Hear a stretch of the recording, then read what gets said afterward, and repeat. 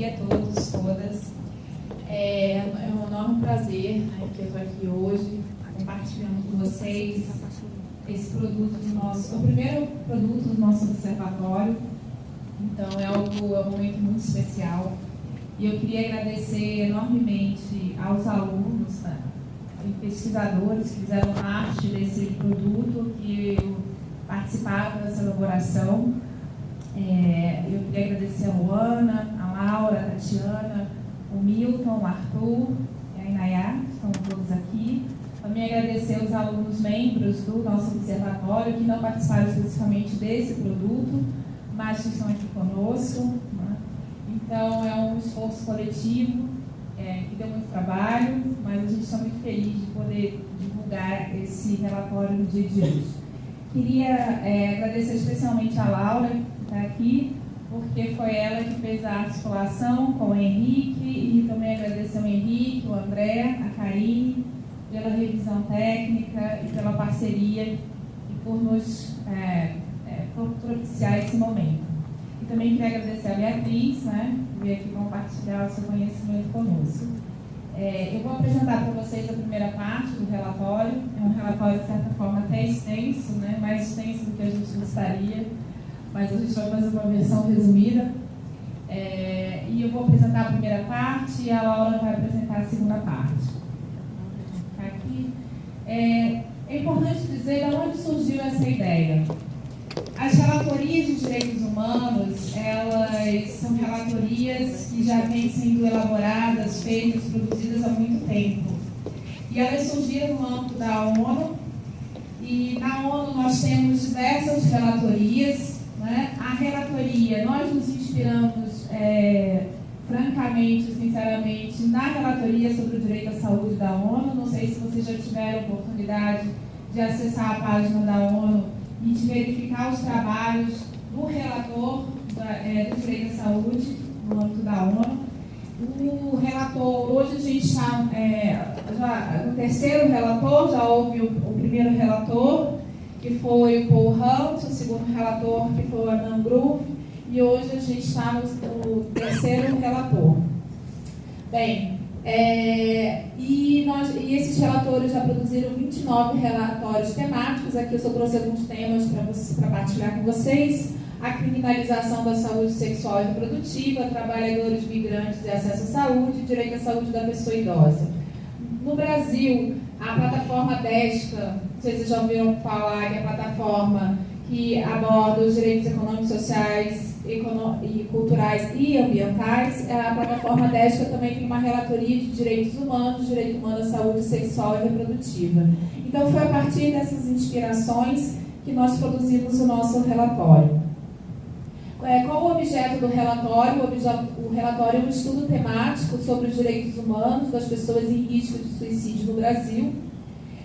E a gente, nós realizamos entrevistas, e a Laura depois vai especificar essas entrevistas, com profissionais de saúde, familiares e pacientes, com o objetivo de identificar as violações de direitos humanos no âmbito dos cuidados em saúde.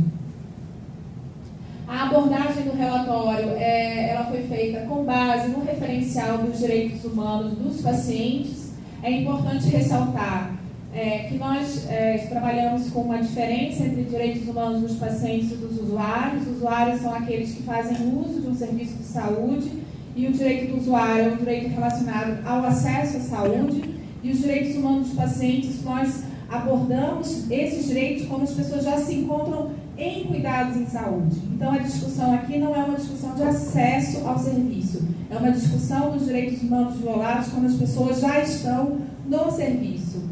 Então, a perspectiva, elas são complementares, mas elas são perspectivas diferentes. Então, nós não fizemos discussões no relatório sobre acesso aos serviços de saúde, e sim como essas pessoas eram tratadas quando elas já estavam sob os cuidados em saúde. E essa é a nossa abordagem, porque é importante fazer um recorte, porque a gente fez a partir, as entrevistas a partir desse olhar específico.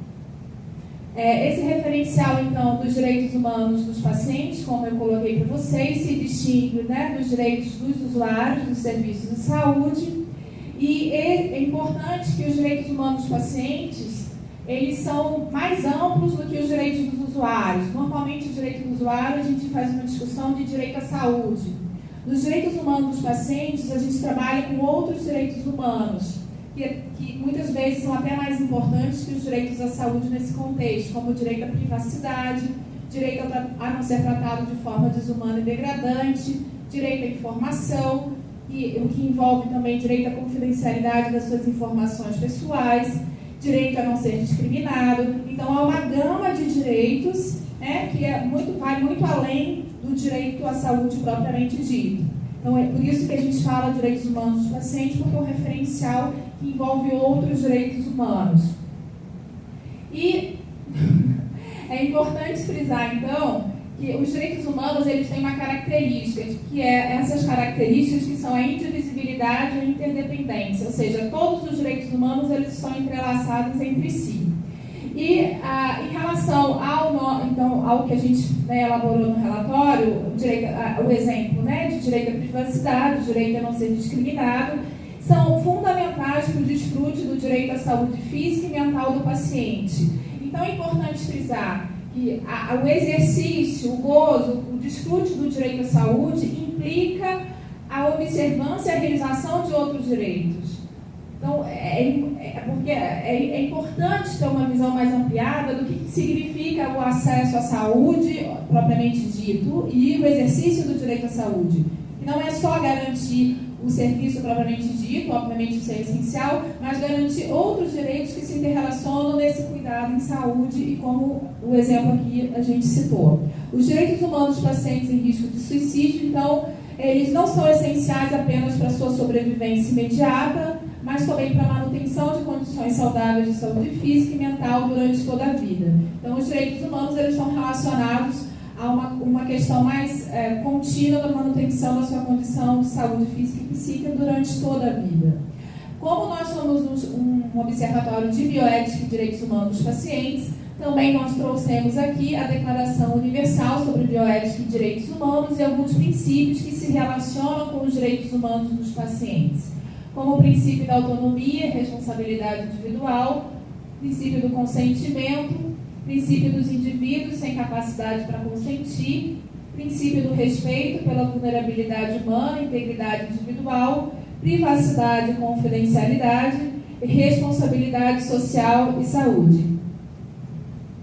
Do ponto de vista dos direitos humanos dos pacientes, a gente pode pensar onde esses direitos humanos estão previstos e a previsão desses direitos nesses tratados de direitos humanos faz com que o Estado brasileiro se obrigue a respeitar esses direitos humanos e assegurá-los e realizá-los.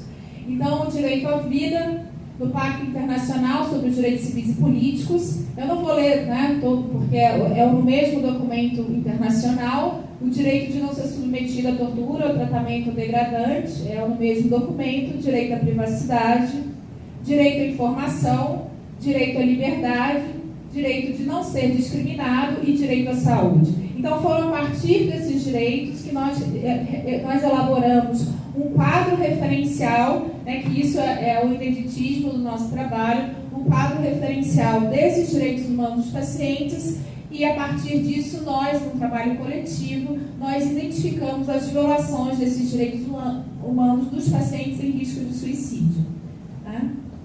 E agora eu passo a palavra para a Laura.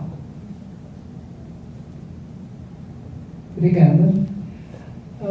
Então, a partir de tudo que foi falado hoje, eu penso que é importante contextualizar que, ao construir o nosso relatório, a gente teve muita dificuldade, por causa de todo o tabu e estigma relacionado ao tema do suicídio, e encontrar literatura, ainda mais literatura dialogando com o tema de direitos humanos. Então, para conseguir contextualizar e trazer para a realidade esses direitos, a gente conduziu algumas entrevistas, de forma alguma elas são exaustivas, mas a gente tentou fazer elas com profissionais de saúde, no caso foram 7, pacientes que tentaram suicídio 2 e familiares de paciente. A gente teve o cuidado de acessar essas pessoas em espaços que elas já estivessem confortáveis para falar sobre o que aconteceu na vida delas, e também tentou ter uma representatividade regional entrevistando pessoas em Porto Alegre, Salvador, Brasília e Goiânia.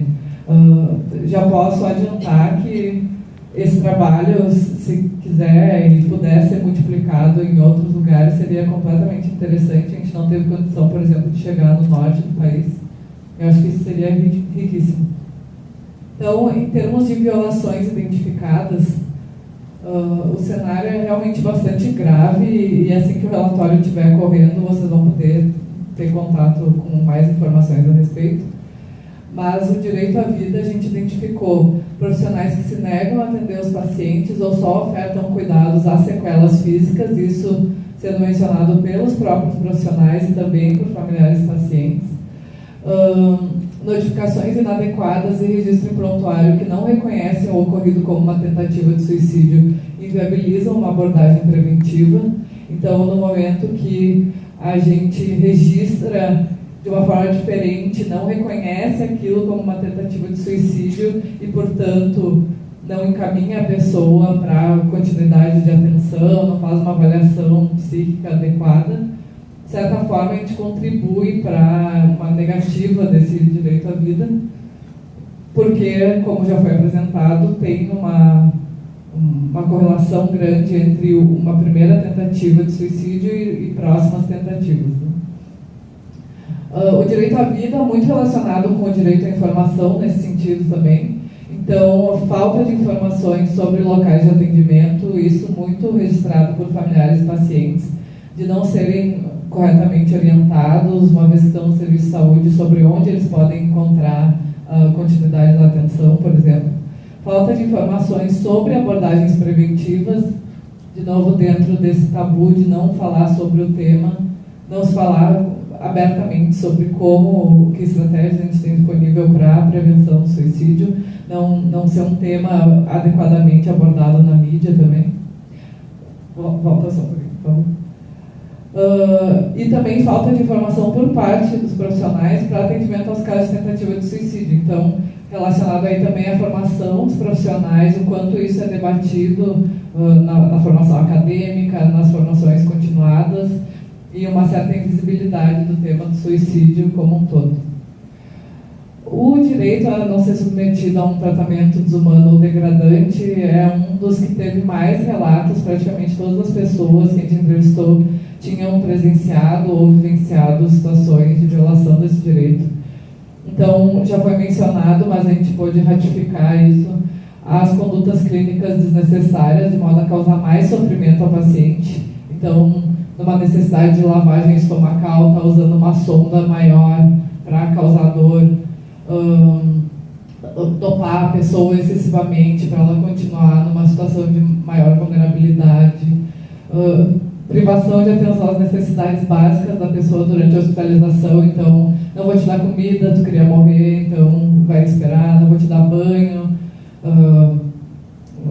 enfim, tudo que vocês podem imaginar contido aí no sentido dessa punição que é exercitada de uma forma institucional, muitas vezes por profissionais que são responsáveis pelo cuidado da pessoa, e discursos de culpabilização e ameaça aos pacientes, a maioria das pessoas referindo que ou já presenciou ou já vivenciou ameaças no sentido de punição mesmo, eu devia te denunciar, eu devia te proibir de frequentar o serviço, assim como discursos de culpa mesmo para reforçar a moralidade da tentativa de suicídio. No direito à privacidade, então, considerando que muitas das pessoas chegam numa situação de vulnerabilidade grande quando entram no serviço de saúde pós-tentativa, pacientes com o corpo nu exposto durante a internação para outras pessoas que estão também frequentando o serviço de saúde, sem a devida divisória entre leitos, etc. Informações do prontuário do paciente sendo debatidas com profissionais e pessoas não relacionadas ao caso e sem autorização. Então, uma certa banalização da fala sobre o ocorrente. No que tange ao direito à liberdade, o paciente sendo mantido sem comunicação com os familiares, uso de contenção ao leito indiscriminado, então, pelo fato da pessoa ter ingressado no serviço a partir de uma tentativa de suicídio, o entendimento que ela precisa ser contida ao leito continuamente até ter alta, e reforçando o estigma dela nesse sentido. Novamente, no direito a não ser discriminado, tom jocoso, desrespeitoso ao abordar o paciente, piadas, trejeitos, imitações do jeito da pessoa entre as equipes de saúde, e atribuições de algumas morais religiosas para julgar a tentativa, como a Luana já trouxe, o grau de concordância de profissionais de saúde sobre crenças religiosas pessoais, às vezes sendo usadas para discriminar as pessoas que tentaram suicídio. E no que tange ao direito à saúde, eu acho que tem uma tríade, assim, direito à vida, direito à saúde, direito à informação, que dialogam muito no que a gente foi encontrando, que é, de novo, uma ausência de encaminhamento para acompanhamento de saúde pós-tentativa, atendimentos, vivências muito negativas de atendimento que levaram a pessoa a desistir de seguir em acompanhamento. Então, o impacto da violação no segmento desse acompanhamento de saúde. Uma outra pergunta que a gente fez, que eu acho que é muito interessante, que é, a gente perguntou aos profissionais, aos pacientes, aos familiares, vocês acham, vocês entendem que as pessoas têm consciência das violações, têm consciência dos direitos humanos?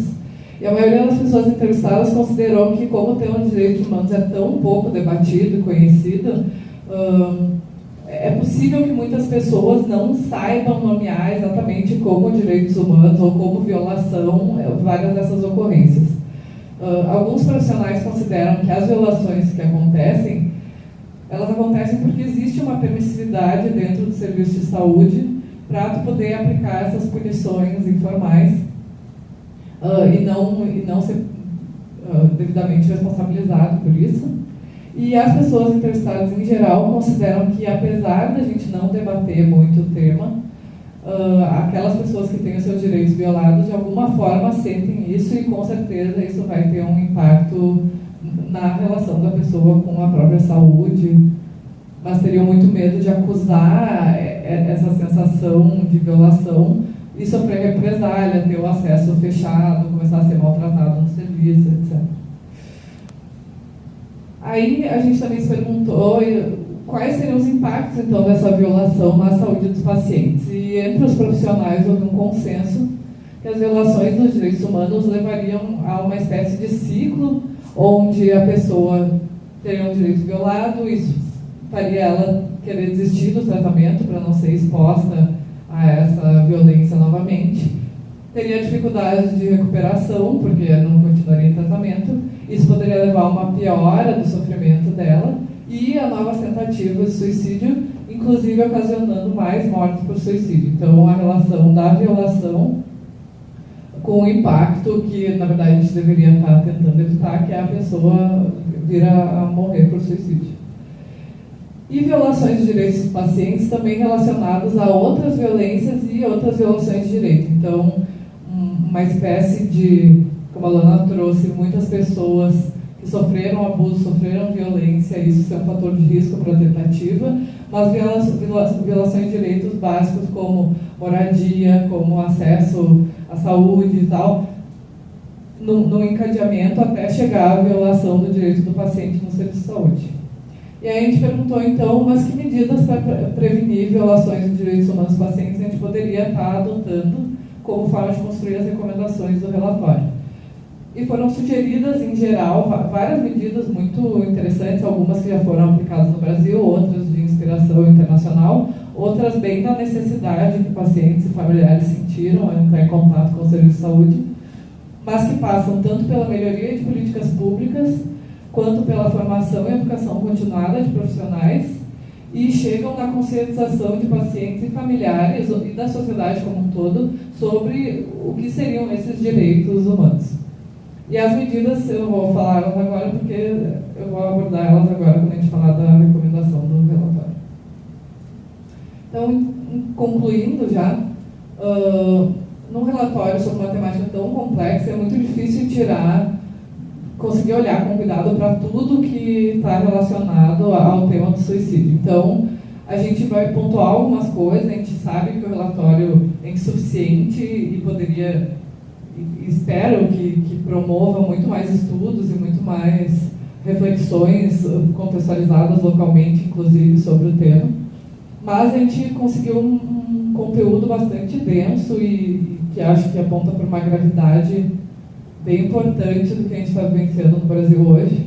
Então, a qualidade do cuidado e da relação profissional de saúde com o paciente e a adoção de efetivas políticas públicas de prevenção são completamente importantes elementos para assegurar o direito à vida das pessoas que estão em risco de suicídio. As informações que são imprecisas ou equivocadas sobre a tentativa de suicídio podem e têm restringido uma abordagem preventiva, bem como comprometem o encaminhamento dessas pessoas para um acompanhamento seguido de saúde, inclusive para serviços psicossociais especializados quando necessário. Então, a identificação do ato deveria vir acompanhada de um registro correto, de um encaminhamento responsável para acompanhamento, enquanto medidas necessárias para prevenir novas tentativas e efetivar o direito à vida do paciente. A exposição do corpo do paciente, relatos de tentativa de suicídio, dessa tentativa de suicídio para outra pessoa sem autorização do mesmo, e divulgação de conteúdo do prontuário, além de violar o direito à privacidade, contribui para o aumento do sentimento de valor e do sofrimento psíquico dessas pessoas. E a alteração do prontuário com vistas a caracterizar o ocorrido de forma mais socialmente aceitável. Então, assim, perceber que a violação pode acontecer até quando a gente pensa que está ajudando a pessoa. Se eu botar que a tentativa de suicídio ele vai ficar marcado aqui no serviço, então vamos botar que foi só uma fratura, vamos botar que foi só uma intoxicação acidental. Pode estar permeado por uma certa empatia do tabu e tal, mas também está inviabilizando o encaminhamento dessa pessoa, o reconhecimento desse sofrimento real, dessa tentativa real e o encaminhamento dessa pessoa para uma continuidade de atenção em saúde. Toda e qualquer forma de observância do direito à informação aumenta uma sensação de insegurança do paciente. A relação profissional de saúde do paciente, no caso de suicídio, tem que ser considerada a partir das suas especificidades. Notadamente, a gente olhar para a vulnerabilidade do paciente e a necessidade de impulsionar a autonomia e alto valor. Então, ser muito mais construtivo nessa abordagem, ser muito mais propositivo, sair desse lugar de conforto também, esperar que a pessoa sempre venha, entender que ela está numa situação vulnerável e a gente tem que aprender a oferecer para ela coisas que talvez ela não saiba nem nomear que precisa, né? Então é importante que a gente seja consciente, atento, cuidadoso em relação aos direitos humanos dos pacientes e tenha um respeito a características pessoais, culturais, religiosas, bem como aos valores e crenças daquela pessoa, que podem e frequentemente são muito diferentes do profissional que está atendendo. A condenação moral do suicídio, exteriorizada por meio dessas punições informais no atendimento e de uma hipervalorização da vida como construída numa moral talvez religiosa ou outras, deve criar uma ambiência propícia para uma discriminação do paciente em risco de suicídio. Então, tentar evitar o máximo possível ou criar espaços dentro do serviço de saúde que as pessoas possam falar do seu desconforto enquanto profissionais que acreditam em algumas coisas ou enquanto profissionais que foram formados para salvar vidas. É compreensível que causem desconforto, mas esse desconforto tem que ser expresso e trabalhado sem afetar o atendimento a esses pacientes. Então, de que forma a gente pode estar pensando nisso também? Então, em linhas gerais, as nossas recomendações passam por aqueles eixos que os nossos entrevistados apontaram. Primeira delas, que o suicídio seja efetivamente reconhecido como um grave problema de saúde pública, que deve ser refletido em políticas públicas e legislações específicas sobre o tema, que sejam intersetoriais, como a Beatriz bem trouxe, a importância da gente não... Ser um grave problema de saúde não significa que é só a saúde que tem que lidar, mas pelo contrário. Inclusive, recomendando uma política nacional para a prevenção do suicídio, que seja nomeada como tal, destinando recursos públicos para serviços de saúde especializados e para capacitação também da rede de saúde como um todo, e para capacitação e treinamento de profissionais de saúde sobre o tema do suicídio e também sobre o tema de direitos humanos, o globalmente e direitos humanos dos pacientes especificamente. O Estado deve garantir que as políticas e programas sobre suicídio sejam construídos sob a perspectiva dos direitos humanos, incorporando essas questões relativas à privacidade, confidencialidade, à necessidade de uma informação fácil, transparente, sem ruídos, a vedação de tratamento desumano e degradante, bem como a não discriminação do paciente em risco de suicídio. A partir da perspectiva dos direitos humanos, é importante alterar o discurso acerca das pessoas que tentaram suicídio e, assim, tentar construir campanhas de inserção do tema nos cursos de graduação, especialização e aperfeiçoamento dos profissionais de saúde, mas também construir caminhos com a mídia para que essa comunicação seja realmente qualificada, como também apontou a Beatriz. Desse modo, o tema do suicídio tem que ser abordado a fim de desestimular a estigmatização, a discriminação dessas pessoas no serviço de saúde, de emergência ou o serviço de saúde mental. Importante que haja a adoção de medida legislativa que estabeleça os direitos dos pacientes. A lei sobre os direitos dos pacientes deverá balizar uma conduta dos profissionais e indicar expressamente aos pacientes e aos familiares os direitos. Então, pensando naquele eixo de conscientização das pessoas, ainda parece que a gente só consegue afirmar direitos que poderiam ser compartilhados socialmente através das medidas legislativas. Caso contrário, as pessoas ficam extremamente desamparadas frente a essas violações. E nesse caso, com a gravidade do que vem ocorrendo, e a gente conseguiu levantar nas entrevistas e um pouco na literatura, sem uma legislação específica que afirme esses direitos, nos parece muito difícil começar a promover debates e conscientizações e, quando a violação acontecer, a pessoa ficar desamparada legalmente. Então, a importância de ter essa lei e que essa lei consiga amparar as pessoas e realmente seja apropriada como um instrumento de direito. Né? Importante que haja a adoção de medida... Opa, não, é a mesma coisa. Mecanismos para sensibilizar os profissionais de saúde, meios de comunicação e a sociedade em geral sobre os direitos humanos dos pacientes em suicídio são fundamentais para prevenir e enfrentar o tratamento desumano, degradante e discriminatório. E aí, acho que essas são recomendações gerais que a gente conseguiu extrair. E fica o convite, como o Henrique já fez uma bela provocação, de que todo mundo que está aqui, com certeza, tem um interesse no tema. Pelo e-mail de vocês, a gente vai circular um relatório, um sumário executivo dele para poder provocar reflexão nos seus locais de trabalho e estudo.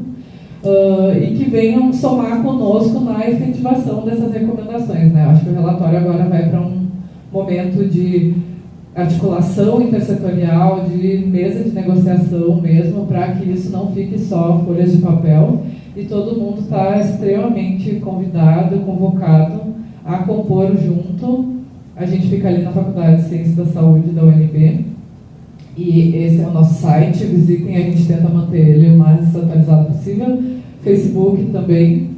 E é isso, eu agradeço imensamente a participação de todo mundo. Quaisquer questões, por favor, escrevam, acessem.